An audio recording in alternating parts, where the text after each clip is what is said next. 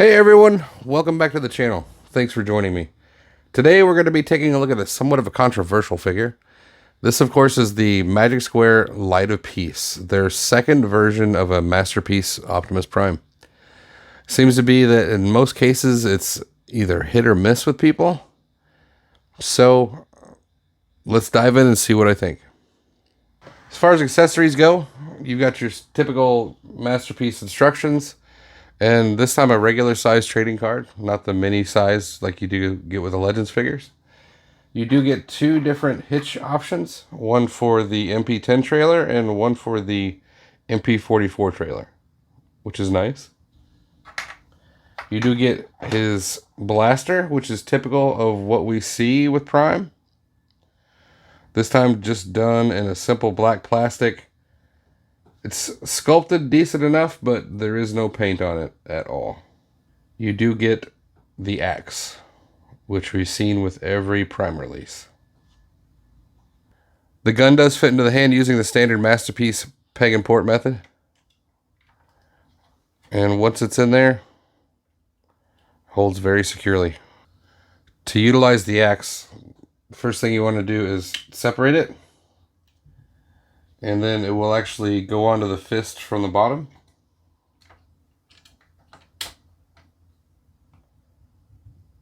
And then put the cover back on.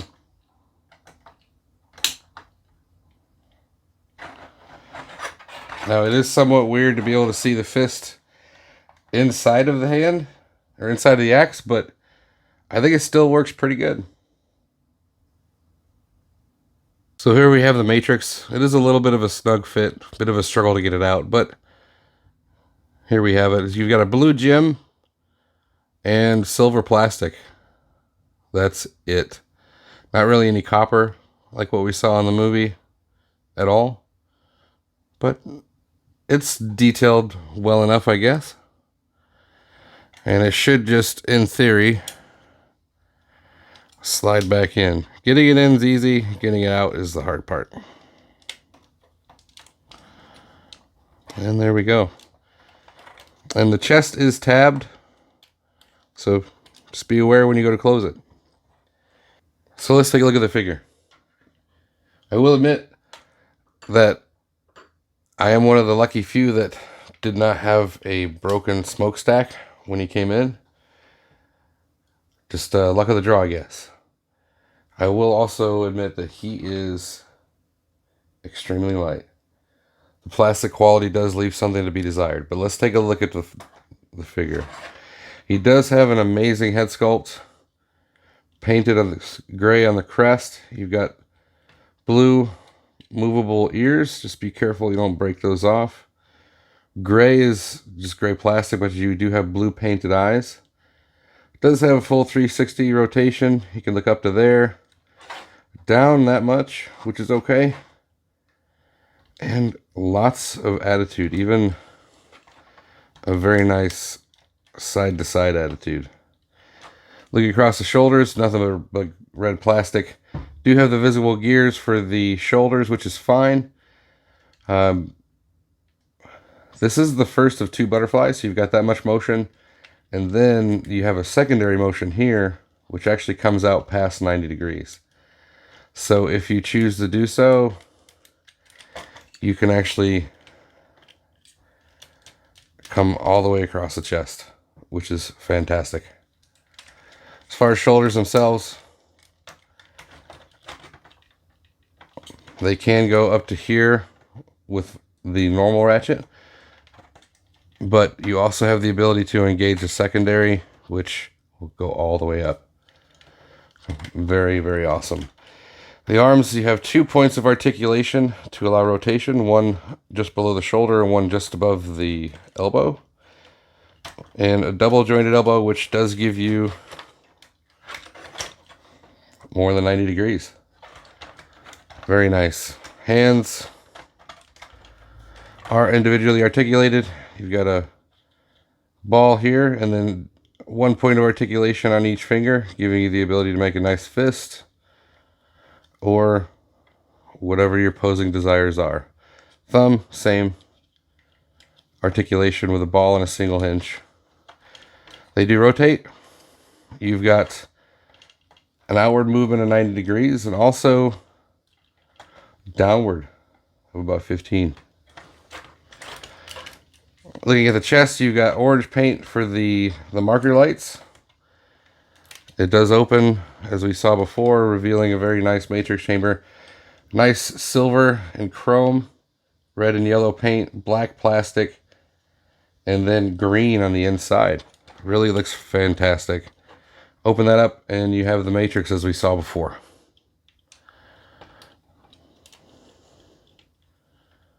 Now the gray is painted.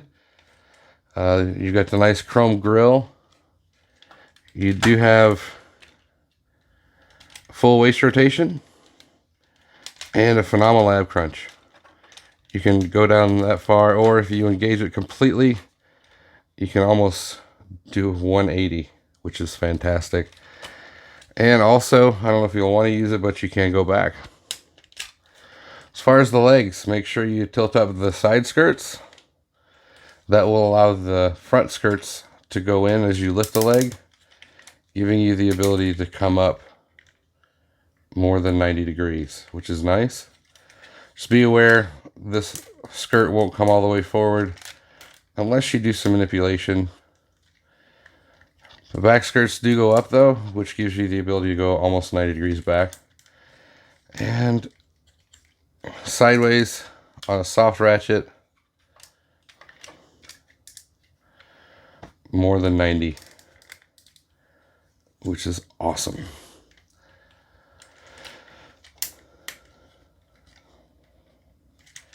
You do have thigh rotation. You do have a double jointed knee, which gives you the ability to go back as much as this sculpt allows. Just be aware, hold here to keep these back panels from coming up and undoing themselves. But as far as the feet, you do have full ankle rocker. You do have the ability to actually move side to side a little bit. And the toe will go up 90 and down 90. And then your heel can actually come down as well. As far as the details, you've got the orange paint, white plastic here on the thighs. Nicely sculpted though. It looks really good. Coming down to what you would expect from Optimus on the legs. Nice chrome on the side gas tank. Now, what's nice about this particular version of Prime, the cutouts for the transformation, they actually look like they're part of the detailing, which is really cool. There's the inside of the legs. Cleans up really, really nice from the back. And the backpack itself, super compact and nice. There's the view from the side. Overall, as far as sculpting goes, this looks definitely like it's straight out of the cartoon. And the articulation is phenomenal.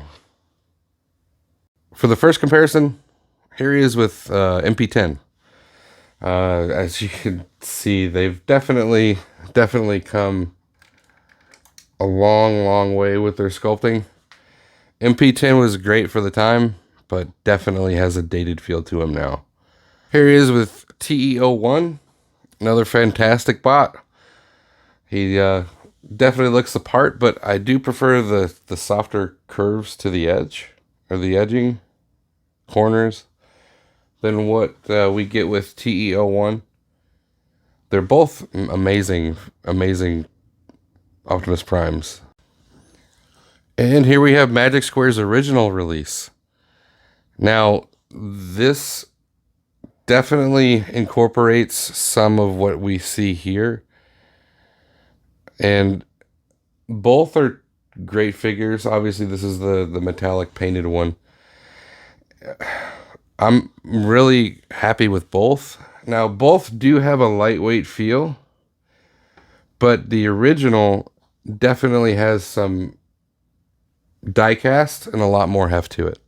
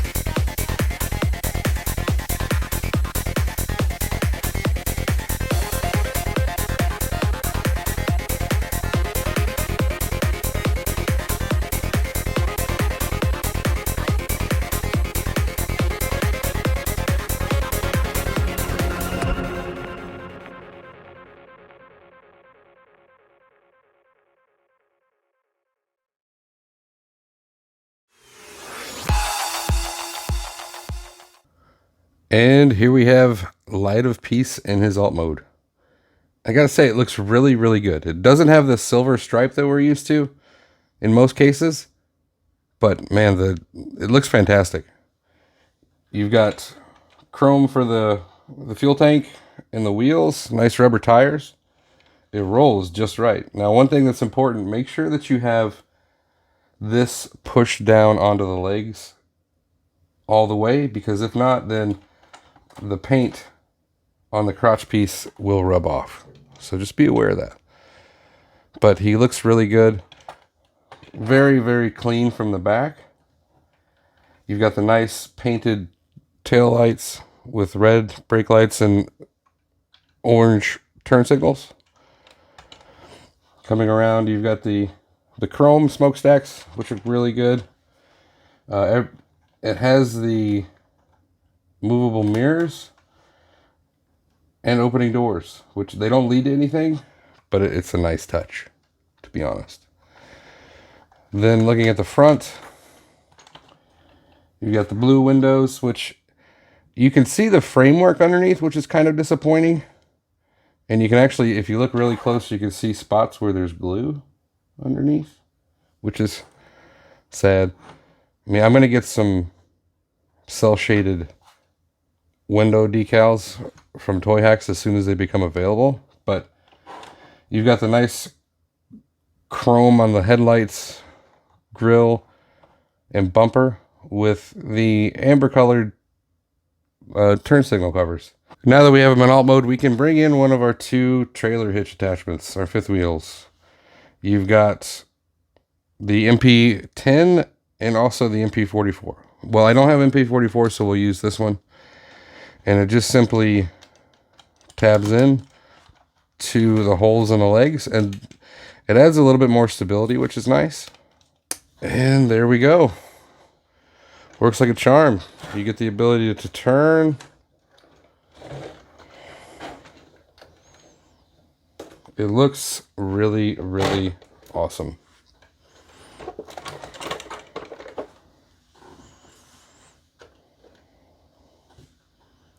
Just for another sense of scale, here he is with Make Toys Jazz, Ocular Max, Mirage, and the official Sideswipe. And here he is with MP10, where it all started for me, as far as my Optimus Primes. We've definitely come a long way, haven't we?